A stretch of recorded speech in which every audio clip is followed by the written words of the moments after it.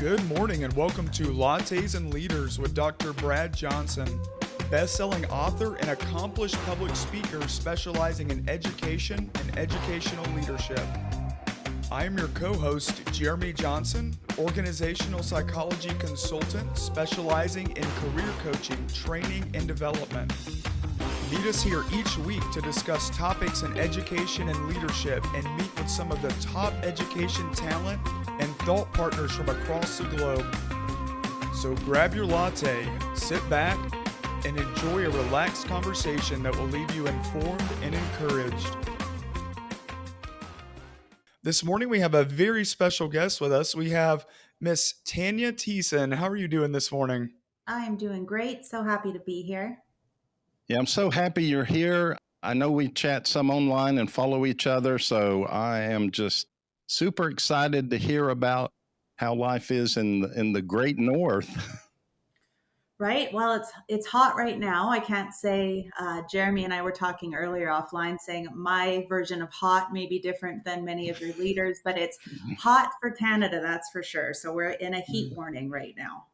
Oh, wow. Okay. So what is that temperature? Well, for us, it's 32 degrees Celsius, which is hot for us. Yeah, I was going to say I'm terrible with conversion, so. I can tell you, in conversion to my friend in Arizona, she says it's not hot here. So That's pretty good. Yeah, so why don't we get started this morning? Can you tell us about your journey through education so far and how you've got to be where you are today, and maybe a little bit about what you're working on currently? Sure. No, thank you for that. So, most of us, I started as a teacher. So I was secondary trained, which means I spent most of my career with high school students. So I was an English, French, and religion teacher. I also ran our student council and our leadership program. And then I went and did my master's in educational psychology, spent a year as a school counselor, realized I did not enjoy that role. And then swiftly moved into school leadership as a vice principal. And then from there, had my first principalship and then thought, well, this was fun and this is good, but now I'll move to China and become a head of school for an international school. It was an Alberta school, so it still had Alberta curriculum, the same curriculum that I was familiar with from home. Spent 3 years in China and then came back to Alberta. In that time, I guess I should say I did COVID in China, then returned to Canada and did some more COVID here in Canada, returned to a principalship here, and now currently I'm an executive staff officer with the Alberta Teachers Association. And that's our union here in Alberta, and I work in regulatory affairs. So very important work I represent the teachers that have complaints filed against them with the government. So a few years ago, the government took over the discipline process for teachers and teacher leaders in our province. And so now we represent them because really, unfortunately, most of the complaints are vexatious and malicious and, untrue. Sure, there's, bad eggs in all professions, but majority of the complaints are very unfair and cruel. And so it's my job to help teachers and specifically teacher leaders with those issues with the government.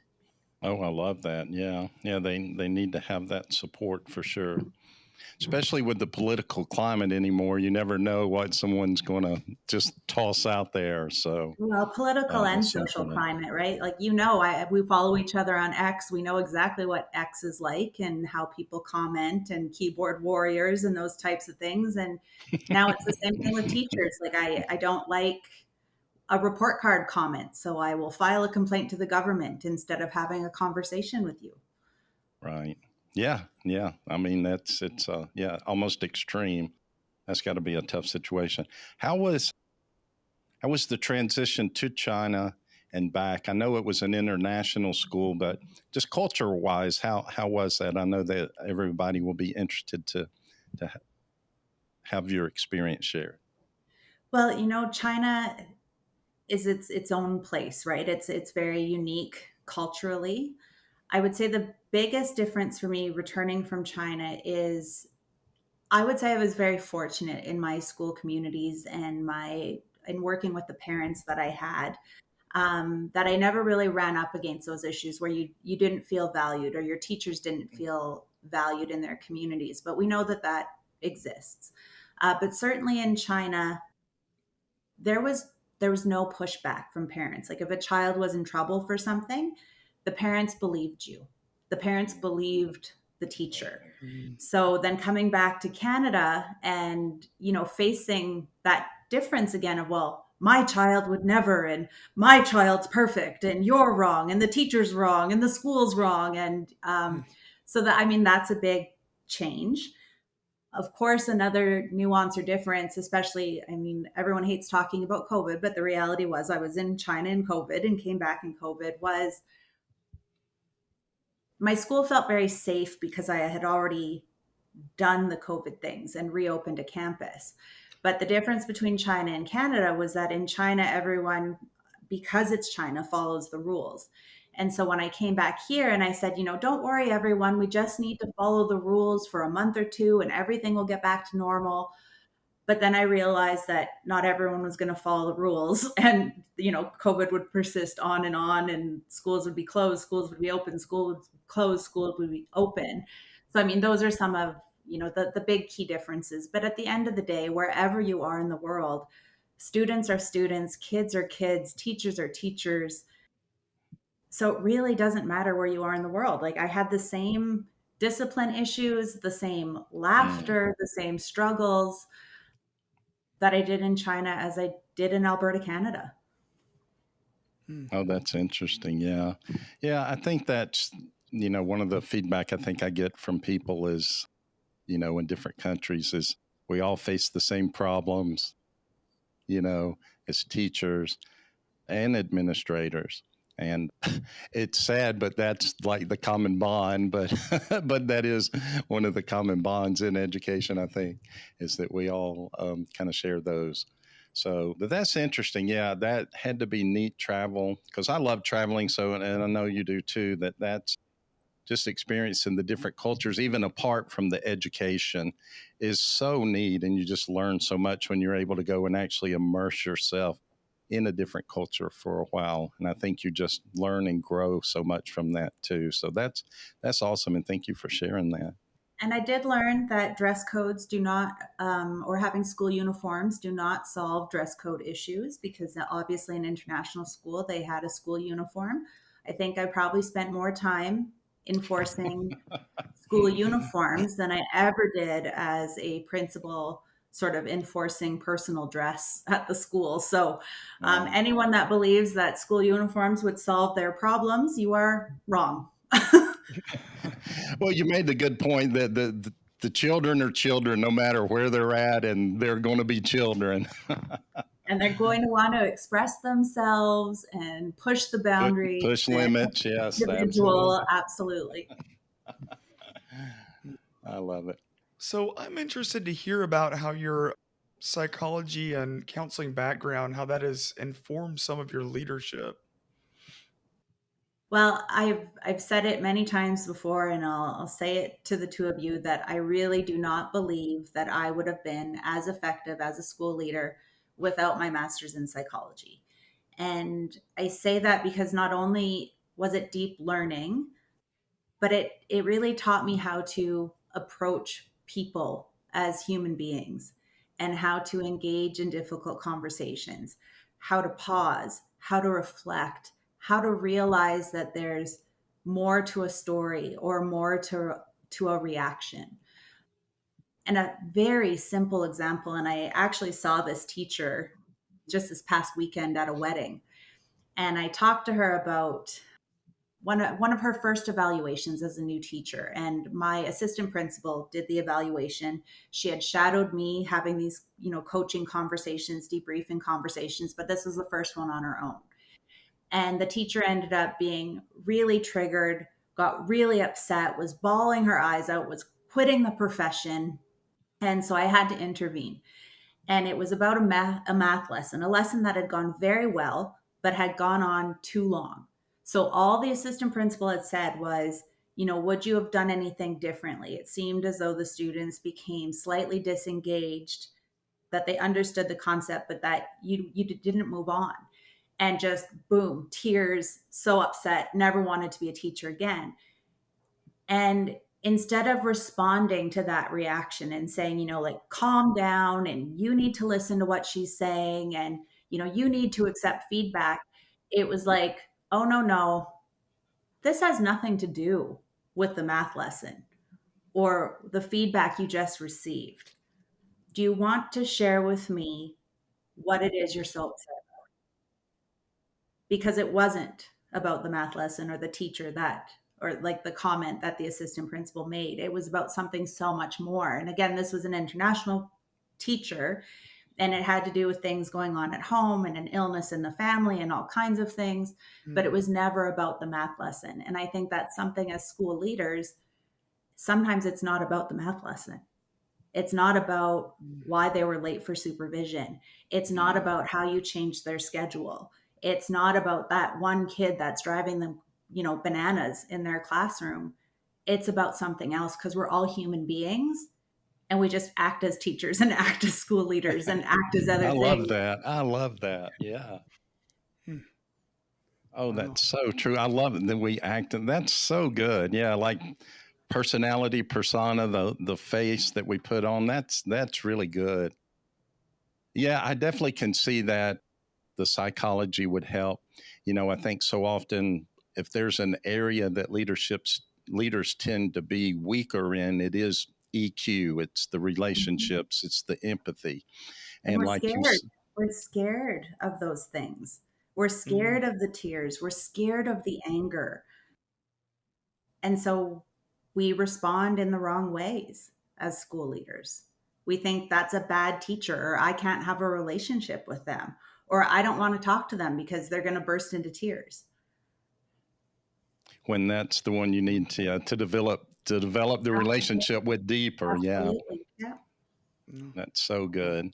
Yeah, I even think that with parents, I like to share with leaders that, when the parent comes in irate and mad about something that happened with the student in class, it's almost never about what happened with the student in class. It's that they're frustrated that they can't, you know, handle the child at home or so, it's always some, the surface level is very rarely what's at the depth. And So true.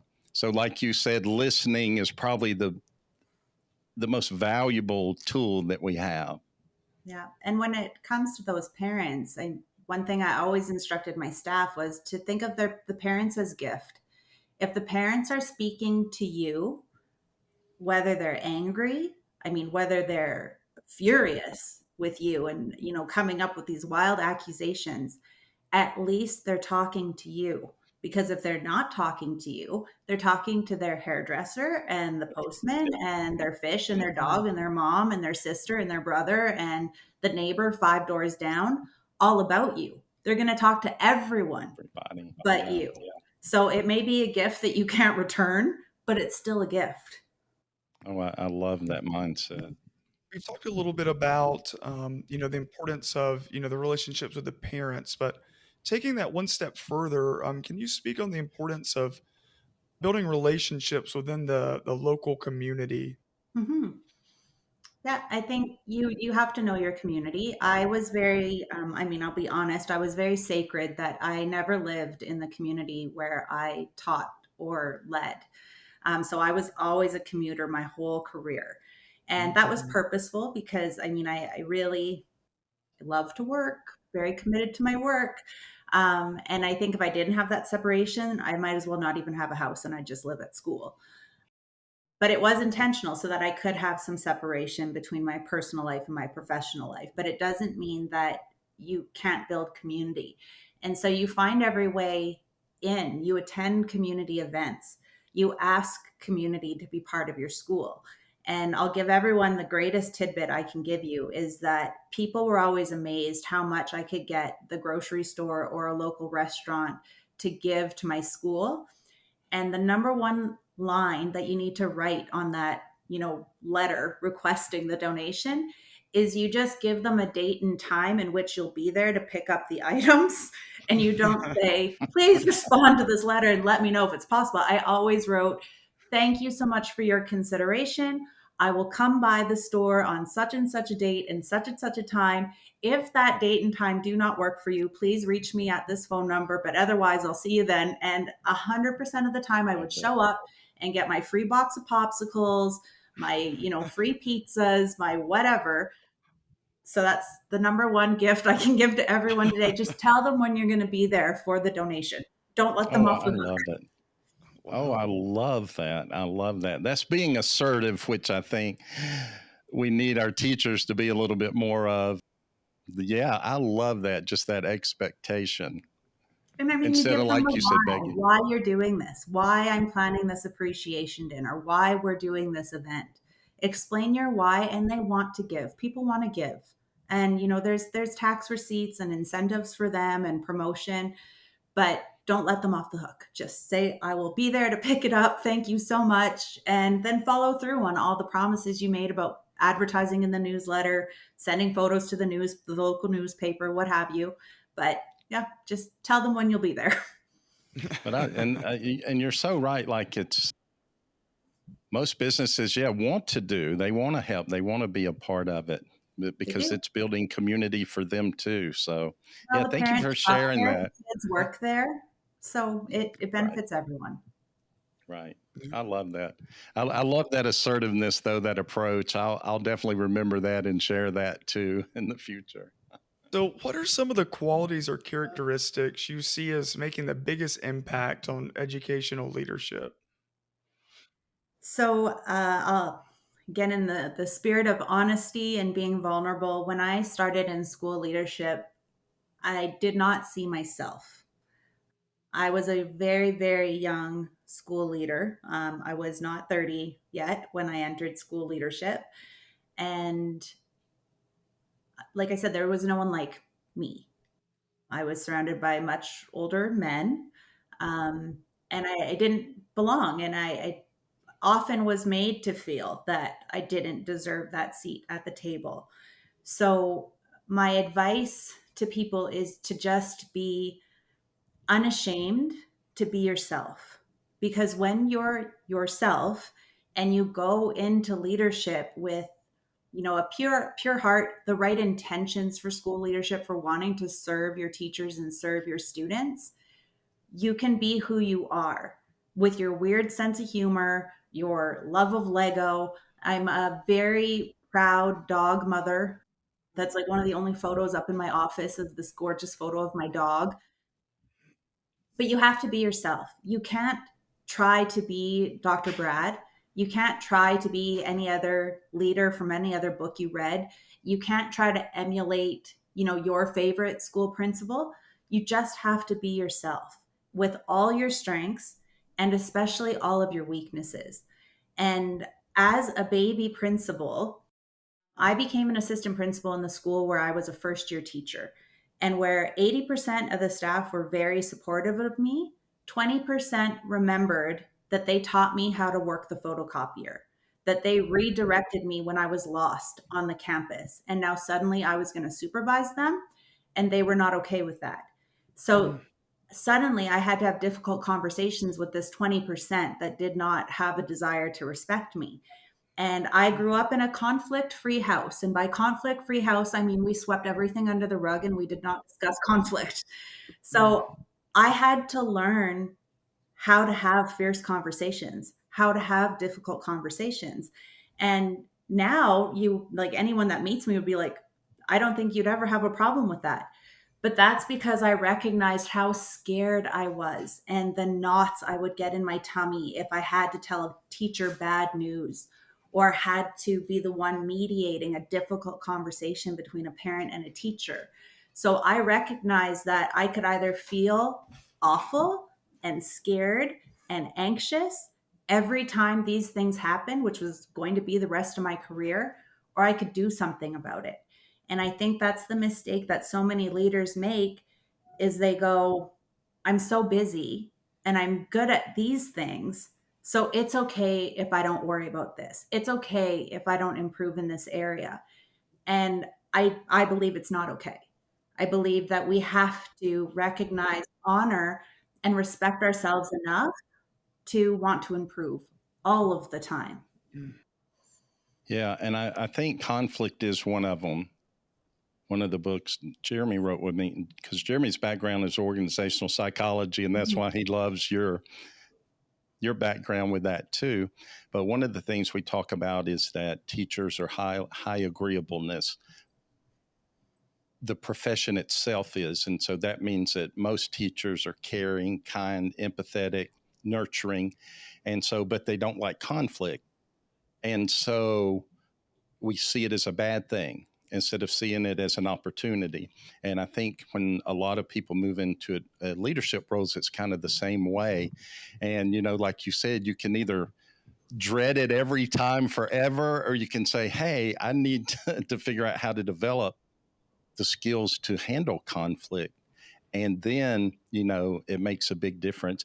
When you said that 20%, that reminded me one of the things that I think is true universally, not just in education, but I call it like the 50-25-25 rule. And it's when you move into a leadership role, half the people are going to follow you just because you're in the role. 25% others will follow you because you're competent and they can see that you're going to be a good leader. But that other percent, that 20 to 25%, they don't like you. They don't want you there for a lot of reasons, whether they thought they should be in that role or, like you said, hey, I trained her. How is she leading me now? And that's the ones that you really, have to focus on, either helping them get on board, or I like to tell administrators, sometimes it might be to help them move on somewhere where they will, feel better and not be so negative. And, Yeah, I have that's a tough conversation. funny little saying, and I mean, right or wrong, take it with a grain of salt, but it's something I believe to be true, is that I always said, whether it's students or whether it's your staff or the team that you're leading, that you love them into submission. And I mean, what I mean by I that is love not that. that they submit to you or suddenly they're so obedient, but that you love them so much, that you respect them so much, that they feel valued and appreciated and seen and heard, that they can't help themselves but work hard and be part of the team. And even if their nature is saying, I liked my old principal better, I'm retiring in a few years, I don't need to get on board with any new initiatives, that just despite who we are as human beings, that they will get on board because you've given them no other choice, because you've shown them so much grace, so much respect. And it's like, well, I can't fight this. It's like, like, I guess like the Care Bear cartoons, like you just overwhelm them with caring that they just can't fight it. So love them into submission. I love that. Love them into submission. So going back to the tough conversations, once you kind of identified, some of the fear that you had there, what steps did you take to overcome that? Well, I went home and I went on Amazon and I was like, difficult conversations, select all, buy all the books. Because, like I said, I didn't have someone that looked like me. I didn't have a mentor in that way. I would like to say that I was absurdly naive of, I think I can be a school leader. I think I'll be great at it. There I go, trudging along, with all my confidence. And that's where I started. And not to I mean, I give great praise to this, and I did become a fierce facilitator, but fierce conversations or difficult conversations was something that was transformative in my leadership. And I used to make it required reading for my assistant principals so that we had shared language and a shared Yeah. approach in how we would deal with conflict and have those conversations as a team. So if anyone's looking for a resource, that is one of them. But have the conversations with your trusted mentors, with trusted colleagues, with a critical friend, with whomever, because difficult conversations or conflict conversations, they're not scary once you realize the good that comes out of them. The bad stuff is only when you avoid them, when you don't go in with wanting to hear the other side, realizing there's more than one truth. I I don't I mean, it sounds awful, but I mean, I love difficult conversations now. I'd rather clear the air. I'd rather hear someone's, pain, hurt, misunderstanding. And we know that as human beings, we don't wake up in the morning and go, I hope I annoy everyone I meet today. I hope everyone misunderstands me. I hope I cause people a great deal of anxiety. No one does that. And so we navigate the world like people don't want to tell the truth, that people don't want to be in relationship with one another. We think, oh, it'd be too hard for them. It'll be too hard for me. No, it's hard carrying that stuff around in your backpack.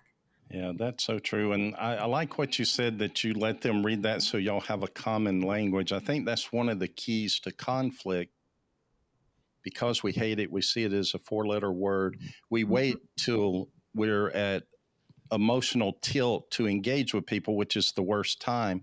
And so I think it's so important to, I'm like, we have rules, regulations, procedures for everything except handling conflict. And so when you do that, I love that you said that. Nobody's ever shared that before, but I'm in total agreement with that. If you have the common language, how we're going to approach it, how we're going to deal with it, that way everybody's on the same page. So when you come to engage someone, they know what to expect. And that, diffuses a lot of it before you even get started. So I love that. And thank you for sharing that. And tell your teachers who you are. I mean, that was opening staff meeting for me, that we would do a round table of what does it mean to work well with me. And I would share, I'm a very untimely person, and I was raised that way. If it takes a half an hour to get somewhere, my mother would make us leave 2 hours early in case there's a train. And you would say, but mom, there's not even train tracks where we're going. And she's like, well, you never know. So we were early for everything. So one, I'm very on time. So when people are late, that's hard for me. I Mm-hmm. don't like surprises. I don't like surprises in my personal life. I certainly don't like them in my professional life. So I tell my staff, if you think something's gone sideways, if you think I'm going to hear from a parent, if you think that student's going to come to my office, you'd better be there first because I want to hear it from you. And then the third one was, we don't gossip on this staff, and we deal with our problems head on. And not everything's a problem. But if you go home from school thinking about something that happened and you tell your partner, your dog, your fish, your cat, your neighbor, whoever about this problem, and you wake up in the morning and you're thinking about it, and then at lunchtime you're in the staff room and you're sharing it with a colleague, and you still go home that next day thinking about it, well, you better be bringing it to that person, or you better be bringing it to me, because that's not what we do. We don't have parking lot conversations. We don't whisper in the staff room. We handle our concerns because we're professional adults and we offer each other that grace.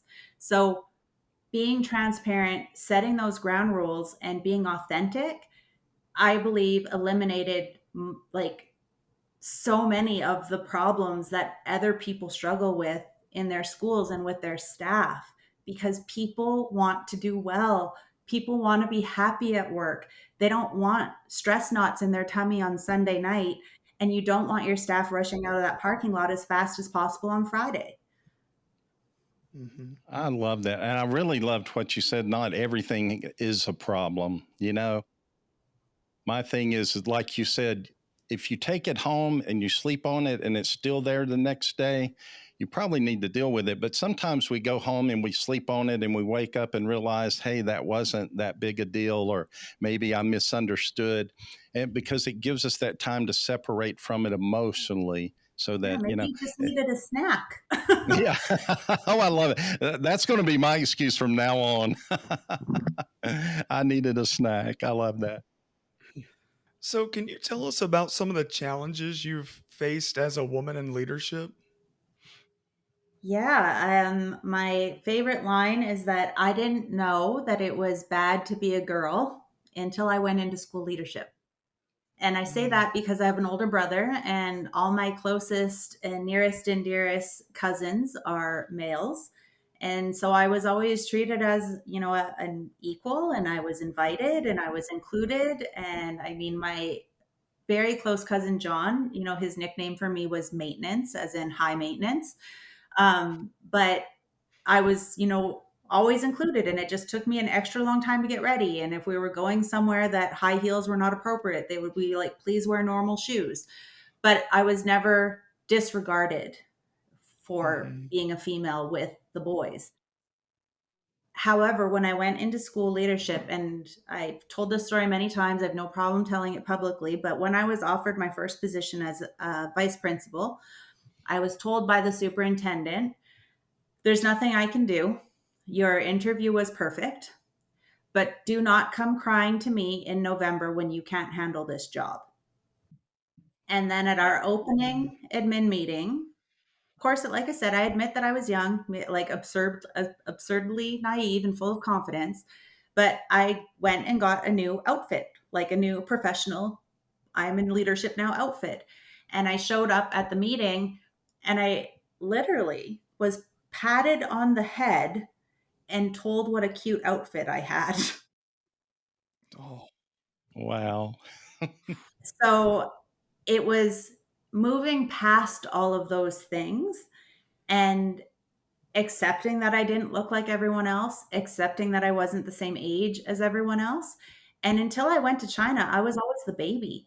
China was the Mm, first time that I was the old wise owl because as a young leader, many of it, like I always had teachers that were close to right. retirement. I Right. always had teachers that had 25 years in, and I had just hatched out of an egg, and suddenly I was going to, be the boss of them. Um, and you just have to trust in your knowledge, trust in your heart for leadership, and everything else will follow. Male, female, whomever, just be the best version of you. And so, yes, there were hard parts about being a female in leadership. I did deal with sexism and harassment, and my school went through a renovation, and every time the construction workers or the foreman Oh, would come to wow. the front office, he'd say, can I speak to the principal? And my secretary would get me, and then he'd say, no, not you, the other one, because my assistant principal was male. So, but mm, it's fine if you let those things stop you or become the barricades.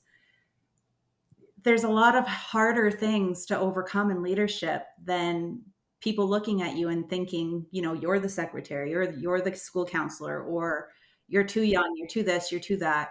So accept it and move on. No, mm. I love that. And I love the story with your cousins and stuff because I had a flashback as you were saying that. I had a cousin, her name was Jamie. When we got together, like on Sunday, we would have dinner at my grandparents and we would all play football. And the girls played with us. I mean, and we just, we treated them like they were, we didn't treat any cousins different, whether they were boy or girl. And she unfortunately passed away a couple of years ago from cancer, but she always said, because she was one of the top executives at Wachovia Bank Mhm. and just hugely successful. And she said, growing up with y'all and y'all just treating me that way and just pushing me and she's like, we would fight to be the first one in the line to eat. And she's like, I took that tenacity and that sounds like I were naive, but I knew I could do it. And that just flashback to that memory for me. But she was like, I knew I could do anything if I could beat y'all to the front of the line to eat. And I was just like, I just thought that was so cool to have that mindset. And what a blessing. And I feel fortunate that I would say even my father raised me that way, that there's no reason why I couldn't, shouldn't, wouldn't do something. And like I said, I feel very fortunate that I just went ahead and then went, oh, wait, you don't want me here? I don't, what? Okay, well, I'll just persevere anyway, and you'll learn to accept it. I love it. And now I look around, I see so many young female leaders, and my heart just skips a beat. And I'm so joyful every time that I see it. And I'm like, oh my goodness, you're so like you're so young. And I'm just so proud because you didn't exist when I started. And so I hope that I played a itty bitty, tiny, minute piece in helping other female leaders and other teachers step forward into leadership roles because maybe I got a little bit of the hard stuff out of the way for others. Right. Oh, yeah. Oh, that's so good. Yeah. And I'm sure you did. I'm sure you impacted more than you are even aware of. Well, I hope so. I think that's all we ever should hope to do as leaders, is that we open doors and let people realize their own greatness. So, looking back over your education, can you think of a teacher or two that really impacted you in your own development? The first one that comes to mind, I think, is what we, kind of were speaking about earlier. And it's funny because even when I gave him a reference letter years later, his principal, his new principal, said, "Is there anything I need to know about him?"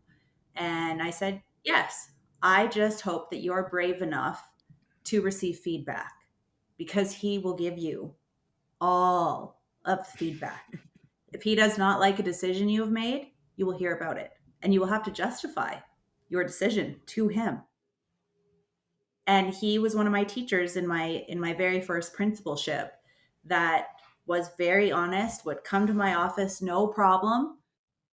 Even if I said I need a minute, he's like, "Well, I don't have a minute. I have now." And I'm like, "Okay." And not disrespectful, but I mean, really, teachers have now. Like, he had to go teach, or he had to go do supervision. Like, he had now to discuss this. He had two young kids at home. And he really taught me what it meant to have those open, honest, transparent, "Well, I don't really know why I made this decision. It felt like the right one, but maybe it's not. Maybe we should talk about it. Maybe we should circle back to the rest of the staff." And so he was a teacher that I think a lot of other school leaders would be afraid of or would punish. And by punish, I mean not giving him the classes Totally. that he requests, making sure he always has outdoor bus supervision, giving him the most difficult group of students, like just those little things that some school leaders choose to do to be punitive or cruel, the bad leaders. But I saw it as, again, like many things, as a gift, because if he wasn't coming to me, he was going to have those Hmm. same conversations of, "Why did Tanya make this decision? Why did Tanya do this?" behind my back. And so, yes, he was challenging. Yes, he was frustrating. And yes, do we have, sorry, my dog's ringing her bell to go outside. Um, uh, did he teach me some dim sum? Sorry, my dog's name is Dim Sum because That's we live in okay. China. Oh, And did he teach me the most about being a school leader? Yes. Sit down.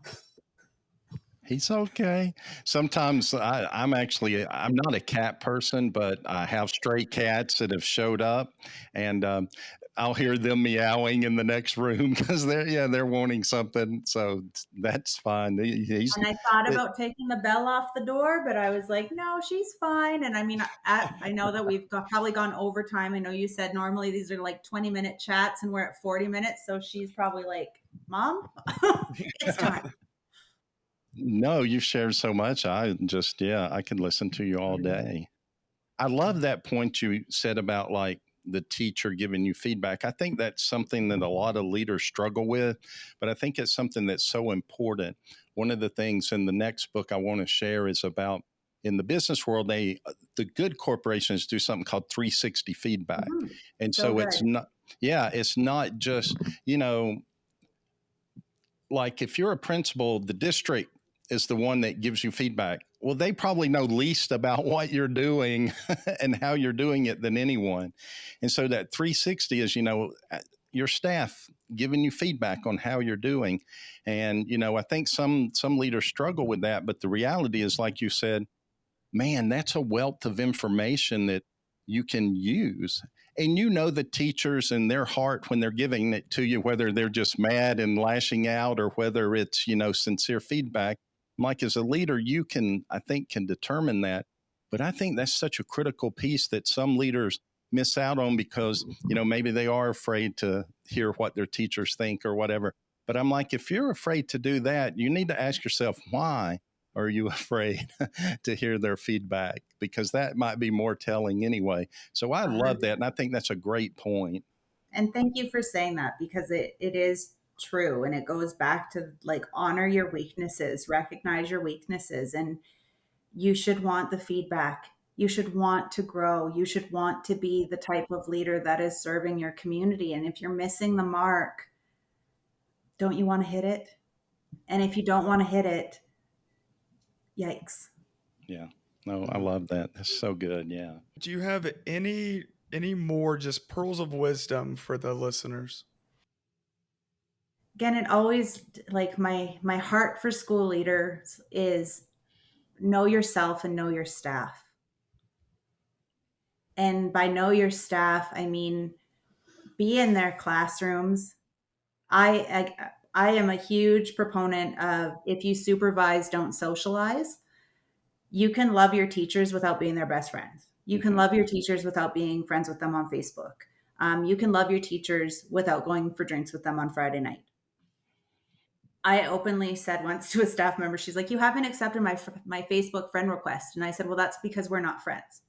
When we don't work together, then I'll add you on Facebook. But until then," I mean, she still laughs about it, but it's true. You can love them professionally and know about their families, know about their trials and tribulations without having, like, they need separation from you. That's the most loving thing you can do, is to be their principal that they trust and see as vulnerable, see as imperfect, see as funny, see as fun, play with them, engage with them.